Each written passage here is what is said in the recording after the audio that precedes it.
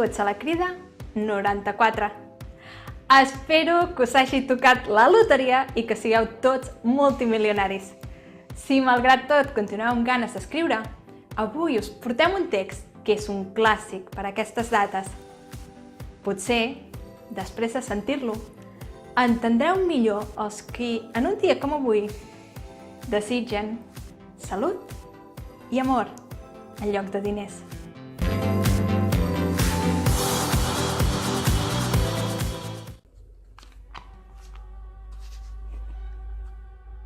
Era un cementiri. Era un lloc bonic, tot sigui dit, envoltat de murs, envaït per la gespa i les herbes silvestres, on la vegetació moria pel mateix que estava excessivament alimentada. Oh, quin lloc més bonic! L'esperit, dempeus enmig de les tombes, en va indicar una, i l'Scrooge s'hi va acostar tremolant. L'esperit era el mateix, però l'Scrooge va creure notar en ell un paorós auguri. Abans que doni un pas cap a la llosa que m'indiqueu, satisfeu, va dir, la següent pregunta. Aquesta és la imatge del que ha de ser o del que pot ser? L'esperit es va limitar a baixar la mà en direcció a una llosa pròxima.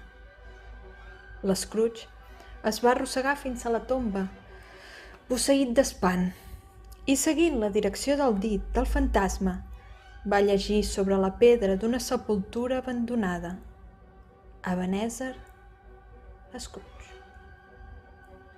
«Sóc jo? L'home qui he contemplat en el seu llit de mort?» va preguntar caient de genolls. L'esperit va assenyalar-lo alternativament a ell i a la tomba i a ell. «No, esperit, no, no!» L'esperit va continuar inflexible. «Esperit!» va cridar l'Scrooge.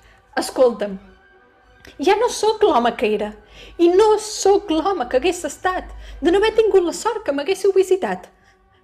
Per què m'heu ensenyat això, si no hi ha cap esperança?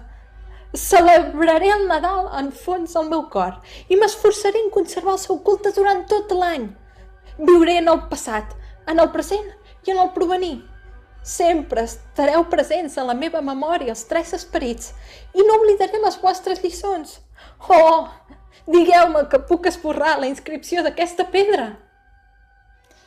I en la seva angoixa va agafar la mà de l'aparegut, qui va voler retirar-la, però que en principi no va poder per la vigorosa encaixada de l'Scrooge.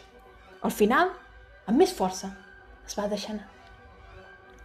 Alçant les mans en actitud de súplica perquè canviés la sort que l'esperava, l'Scrooge va notar una alteració en la vestidura encaputxada de l'esperit, el qual, disminuint d'estatura, es va esvair en si mateix, convertint-se en una columna de llit.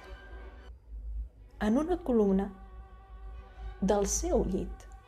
Sí, del seu llit. I més encara, estava a la seva habitació. El demà era seu i podia arreglar-se.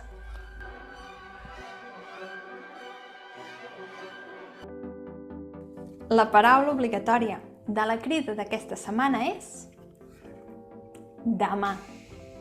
I la minicrida és que el vostre text comenci en un cementiri. Aquesta d'avui és l'última crida del 2016. Per tant, aquesta vegada teniu temps per escriure el vostre text fins al dimecres 11 de gener del 2017.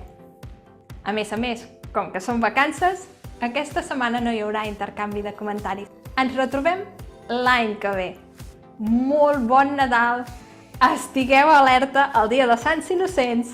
Vigileu de no negar-vos amb el raïm i espero que els Reis us portin moltes i moltes coses. Ens retrobem l'any que ve amb una nova crida i ens llegim durant totes les vacances a la web de Vull Escriure i a les xarxes socials. Feliç escriptura i molt bon any nou!